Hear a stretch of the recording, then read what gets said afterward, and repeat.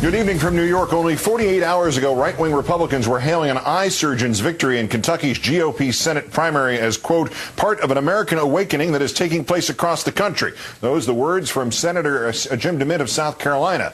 But in our fifth story in the countdown, now that their Tea Party candidate has reiterated his long-held position that U.S. businesses should have the right to discriminate based on race, GOP lawmakers today all but silent. Who is this Rand Paul of which you speak? The new Republican nominee for the U.S. Senate from Kentucky, after holding Tuesday's victory rally at a private country club today, trying to explain away his criticism of 1964's Civil Rights Act. Last night, Dr. Paul, having told our own Dr. Maddow that he questions whether the federal government should be in the business of mandating that private business owners, restaurateurs, shopkeepers, hotel owners, university provosts, cannot turn away potential customers based on skin color, a position that Dr. Paul has advocated not just to Rachel, but also to NPR, in an interview with a Kentucky newspaper earlier this year, and in a 2002 letter to the editor of the Bowling Green Daily News that was turned up today by the political blog Page One Kentucky. Dr. Paul, having written in part about the Federal Fair Housing Act, quote, the Daily News ignores, as does the Fair Housing Act, the distinction between private and public property. Should it be prohibited for public taxpayer-financed institutions such as schools to reject someone based on an individual's beliefs or attributes? Most certainly. Should it be prohibited for private entities such as a church, bed and breakfast, or retirement neighborhood that doesn't want noisy children? Absolutely not. Decisions concerning private properties and associations should in a free society be unhindered. As a consequence, some associations will discriminate.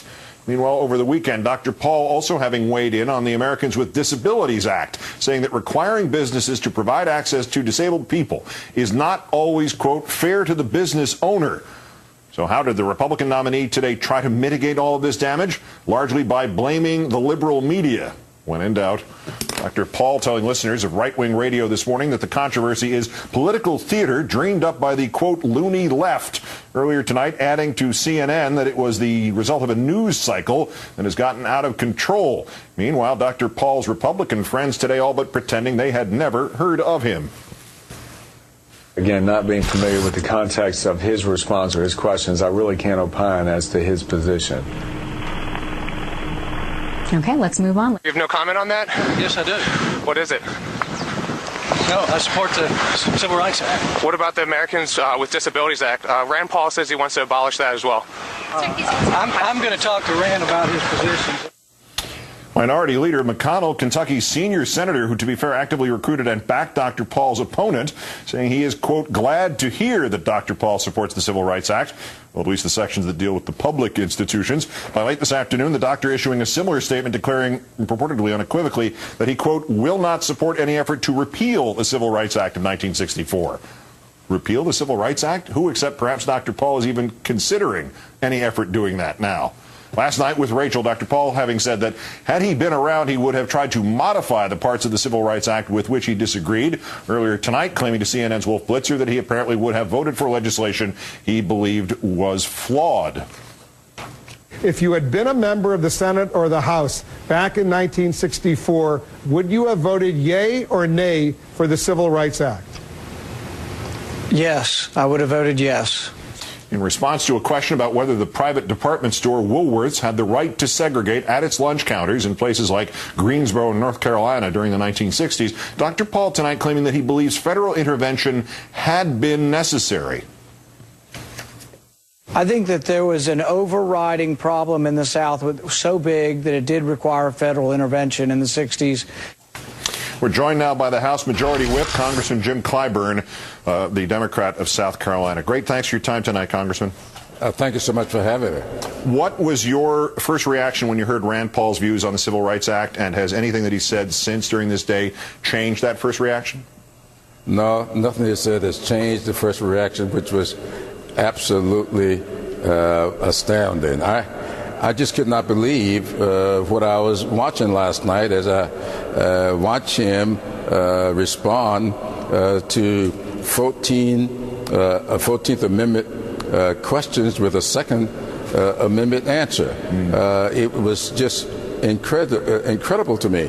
And to hear him talk about the Civil Rights Act of 1964 as if there is no 1968 fair housing law. I would like to know how he feels about that law. In fact, he wrote a letter, I understand, to the editor of his local newspapers opposing the fair housing law of 1968.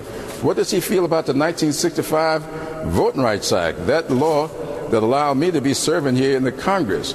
I don't know that this guy isn't still parsing words by limiting his comments to one section of the 64 Civil Rights Act. It tells me that he's got problems with other laws that we've come to accept as a part of the American way. Well, his defense today seems predicated on this. This was not an issue. This is merely a red herring, a political ploy. He blamed Rachel Maddow for the interview. And then the letter to the editor that you mentioned from 2002, he said basically the same thing. I mean, the quote that I'll read this one again, read it once, but a free society, he wrote, will abide unofficial private discrimination even when that means allowing hate-filled groups to exclude people based on the color of their skin. Is that a red herring? Or is this now a theme to a man's perspective on what's discrimination and what's not in this society? Well, he was in the public arena with this attitude a long, long time, and I find it kind of interesting that other leading Republicans, to include the senator from my home state, have been out here pushing his candidacy, wanting him to be the nominee of their party for the Tea Party movement, to endorse him, for him to cloak himself in the Tea Party movement, set himself up as a spokesperson for the Tea Party movement. I think we are now getting a full picture of exactly what the Tea Party movement is all about. And so I think it's time for us to ask Dr. Paul what he thinks about things that have happened on Wall Street, because we had people doing oversight. What he thinks about what's going on down in the Gulf Coast, because we need oversight over oil drilling. He seemed to feel that his libertarian philosophy gives him the authority to push for a regulation-free society, a laissez-faire government, just people do as you please. This is the kind of stuff that got us in the predicament that we're in now, and I think that the people who voted for him should be asking for their votes back. The people who contributed to him should be getting their money back, because this guy is putting himself up as being something that I'm sure they had no idea that he was. What is that? What word is apt to describe what he is that you're leading to?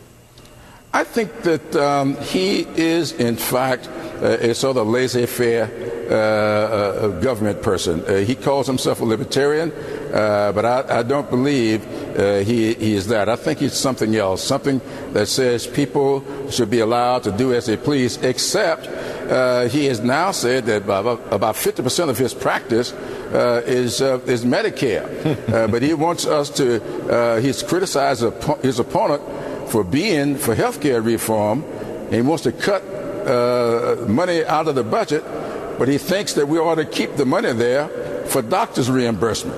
That ought to tell people something. Congressman Jim Clyburn of South Carolina, as always, sir, great thanks for your insight, and great thanks for your time tonight. Thank you so much for having me. For more